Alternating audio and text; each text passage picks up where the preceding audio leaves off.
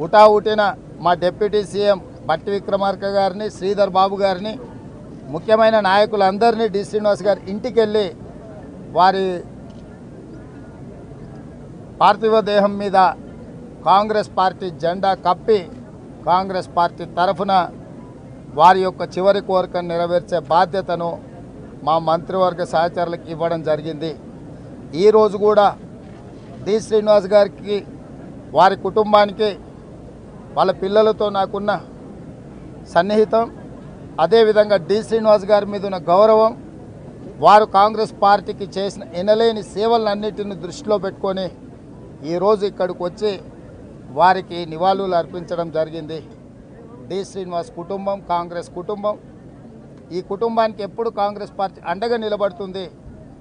అదేవిధంగా వారి జ్ఞాపకార్థం కూడా తీసుకోవాల్సిన చర్యలు తెలంగాణ రాష్ట్ర ప్రభుత్వం తీసుకుంటుంది.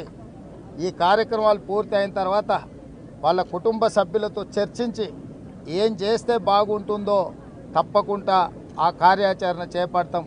ఈనాడు చాలామంది, ముఖ్యంగా నిజామాబాద్ జిల్లా నుంచి తెలంగాణ రాష్ట్రంలో బలహీన వర్గాల శాసనసభ్యులు, నాయకులు ఈరోజు కనిపిస్తున్నారు అని అంటే వాళ్ళందరినీ గుర్తించి అవకాశాలు ఇచ్చి ప్రోత్సహించిన నాయకుడు డి శ్రీనివాస్ గారు. ఇక్కడ ఎరావత్ అనిల్ కావచ్చు, మధు యాస్కి గారు కావచ్చు, లేకపోతే ఈ జిల్లాలో అన్ని జిల్లాల కంటే ఎక్కువ ఈ జిల్లా నుంచి బలహీన వర్గాల ప్రాతినిధ్యం కూడా డి శ్రీనివాస్ గారు ఇచ్చి ప్రోత్సహించడం జరిగింది. కాంగ్రెస్ పార్టీకి సిద్ధాంతపరంగా, కాంగ్రెస్ పార్టీకి ఒక విశ్వాసపాత్రుడుగా డి శ్రీనివాస్ గారిని కోల్పోవడం కాంగ్రెస్కు తీరని నష్టం. తప్పకుండా వారి జ్ఞాపకార్థం వారి గౌరవం పెరిగే విధంగా మా ప్రభుత్వం చర్యలు చేపడుతుంది.